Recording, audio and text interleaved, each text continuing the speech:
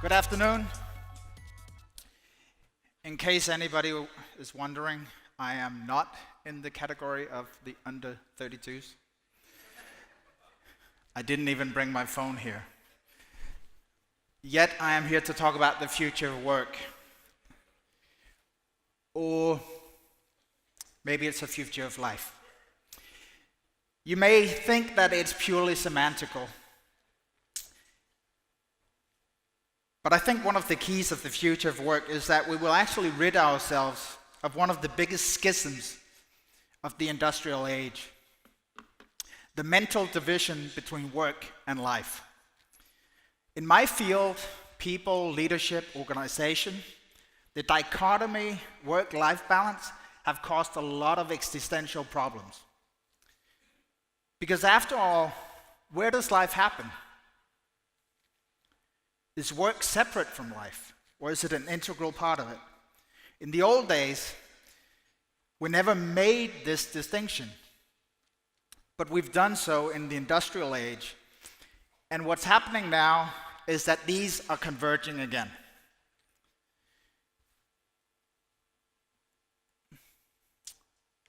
Personally, I like quotes. History is full of smart men, women, who've had the ability to coin and condense very complex matters into memorable words. This guy, Niels Bohr, the man behind quantum physics, was clearly a smart man and one of my compatriots. Even though he didn't actually coin this particular phrase, that honor rightfully belongs to somebody else. But the essence of this is that predicting the future is virtually impossible. Today, you've probably heard many times that that is so. What we can, however, is take some meta trends into account and build our solutions around it.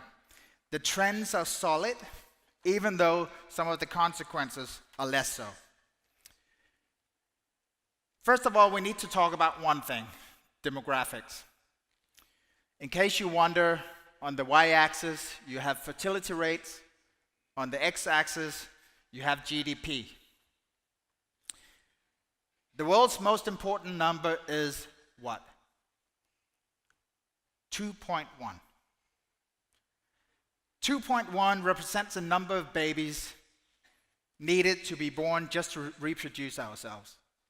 What you see here is that the rich part of the world, the further out the x-axis you go, they have the lowest fertility rate.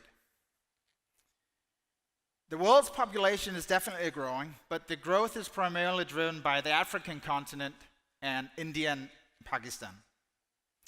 Major economies like China, Germany, the US, Russia, Japan are way behind. Our region is actually doing okay. We're not fine, but we're okay. Oman, Kuwait, UAE are both, or all three of them, above the threshold, but Saudi Arabia is balancing with 2.11.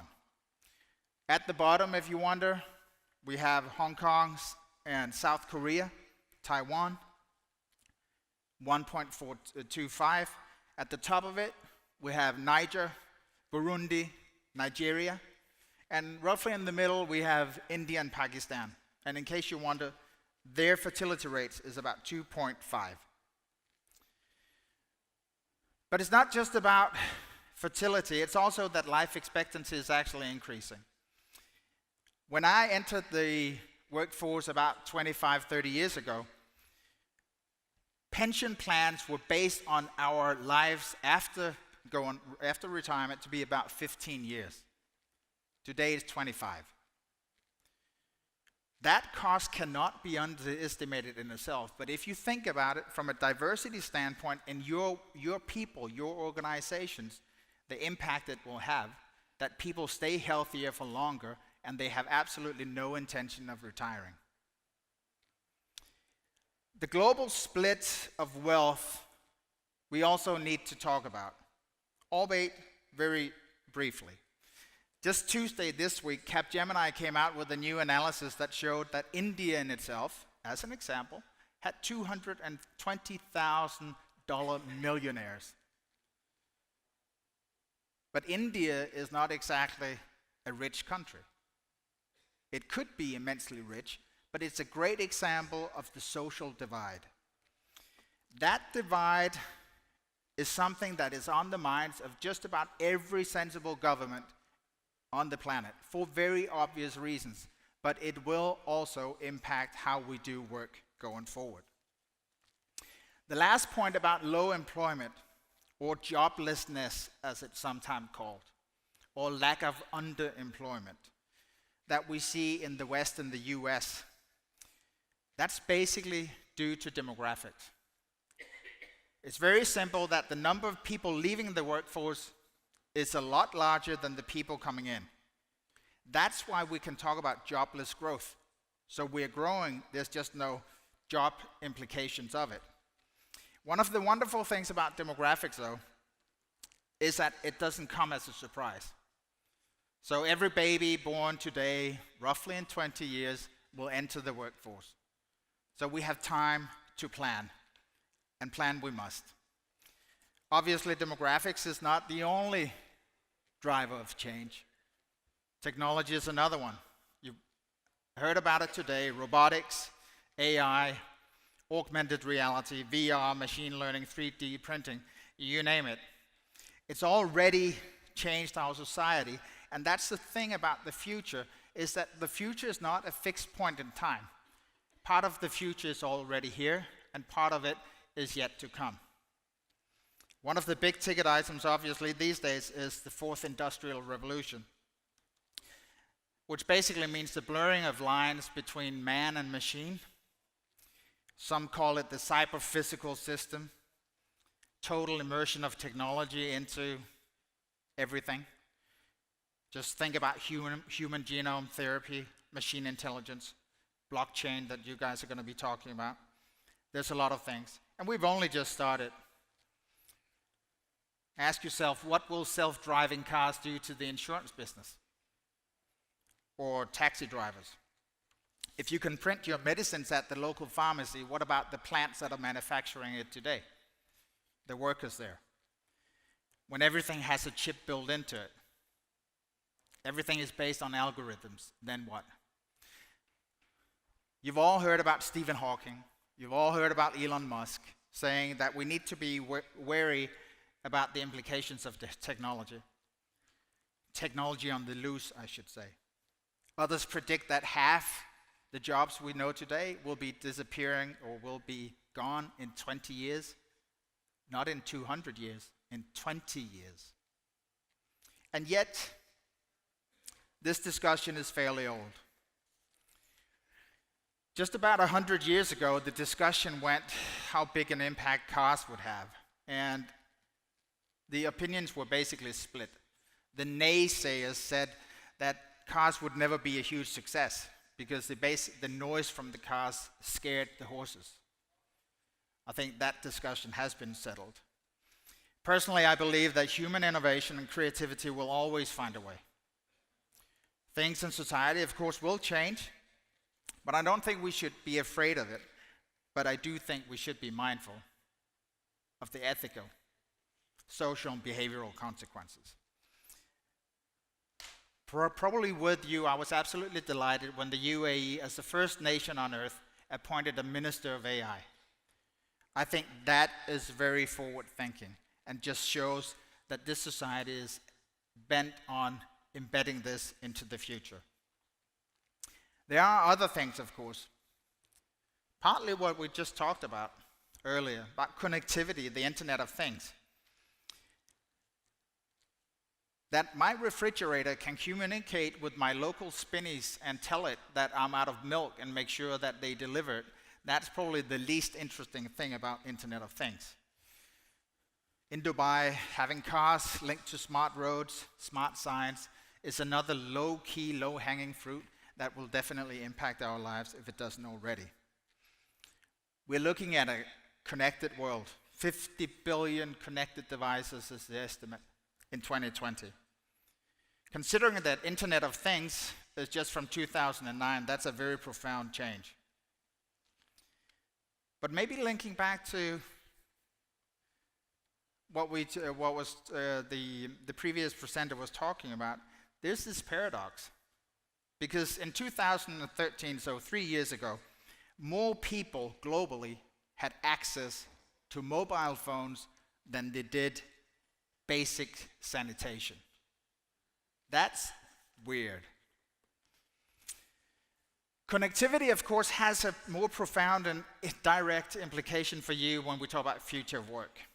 Because basically, your employees can work from anywhere in the world, regardless of time and space. We know this. It's the global 24/7 economy, the mantra being that the world never sleeps. Have teams in Kochi in India, teams in Bucharest in Romania, teams in Argentina, all of it weaving together seamlessly, enabled by technology. I do not have the need for having people physically present in my office in order to work on one of my teams. But are we mentally prepared to embrace this? Because many of us are still hugging the mindset of, if I can't see my employees, then they're probably off on the beach somewhere. So right now in Dubai, in the United Arab Emirates, in Oman, we have the technical infrastructure to allow remote working, remote commuting. And yet, when we look at how widespread this is today, we are nowhere near what you see in some of the other metropolises of the world. When I think about the congestion on the way from Sharjah to Dubai in the morning, I'm thinking about the loss of productivity that's sitting there in that big line of steel. So not just about environment, but also about productivity and the well-being and health of society. There is one thing more, of course, is that the mindset and values. Just heard about it, that just about half the workforce today are millennials. So that was when we were sort of dividing the room. One of the things about beauty is that you just know that one day these 50% will take over your seat. That's just how it goes. And let's be honest, they are different. Mostly because the conditions they grew up under are different. And they play by other rules.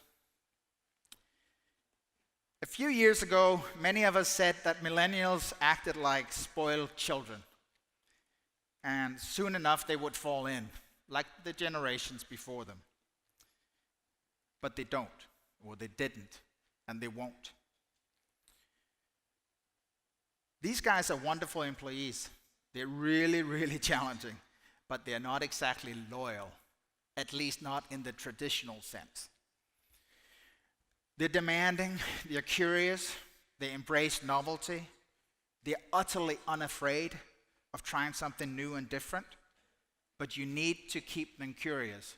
If you bore them, if you don't develop them, they vote with their feet. They require us to think differently about our management style, our hierarchies, and how we engage and motivate. The times of just throwing money at colleagues or employees is gone. Just a few weeks back, Gulf News had an article. I can't remember the report study they were citing, but basically that the majority of people in the UAE were willing to move jobs because of benefits as the primary driver. So whatever you think about the future, is that I think Niels Bohr is right. The point is whether it's actually crazy enough what we put up there, because the opportunities are limitless, and we can do so much. Of course, it won't happen overnight, so it's not that next coming Sunday that the world will have changed, but it is happening as we sit here. I bet that you see it in your organizations, with your clients. The point is whether we embrace it and whether we make the best of it, because there's a lot to be capitalized on. Question is whether we are ready. And it really is a question of whether we are ready, because you are the decision makers of the future. Thank you.